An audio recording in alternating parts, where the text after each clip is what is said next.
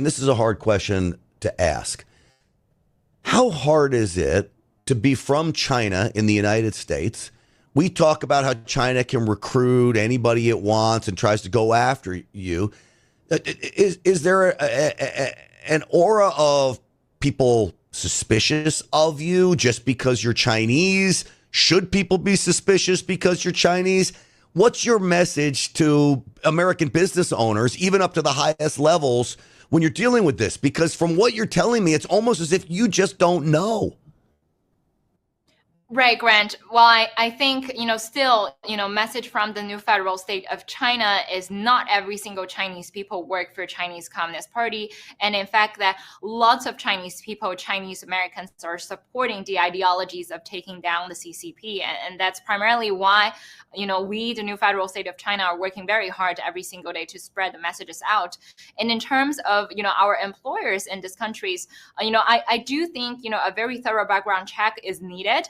I think our government actually needs to do more investigations because, just like Ping Li, he was able to transfer information to the CCP for over a decade.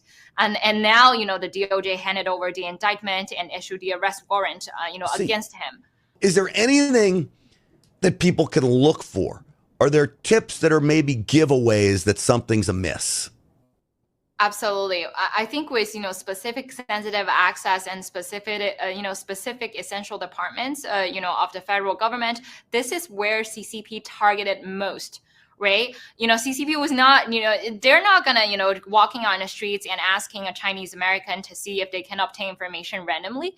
But the problem is that they are recruiting people who have, people who potentially will have access, people who potentially are qualified to gain access and without any suspicious, people who can pass around general background checks with these employers. So this is where, we need to be careful because, with sensitive access to cybersecurity attacks and the countermeasures that Verizon may have, in those cybersecurity, training informations, this is where CCP heavily looked at and what they value. So with specific positions, who may have, sensitive access, who may have been in touch, with, national secrets here in the United States, I would definitely, raise the standards. I will definitely, make a higher look on all of the qualification and understand the people's travel history and network here in the United States. There are different levels of these informants and spies of the Chinese Communist Party as well, right? The highest level were, the secret child, the secret children, and secret family members of these CCP officials. And if you look at Ping Li, he was merely just an immigrant to the United States, and he was naturalized as an American citizen. However, MSS contacted him, and he worked for the CCP for over a decade. There are different layers. If you look at Punchao, the G42, famous AI companies in Abu Dhabi, Punchao is one of the secret child of one of the CCP top officials, Han Zhen. So you look at all of these different layers, you understand how much CCP value about advanced technologies, about telecommunications.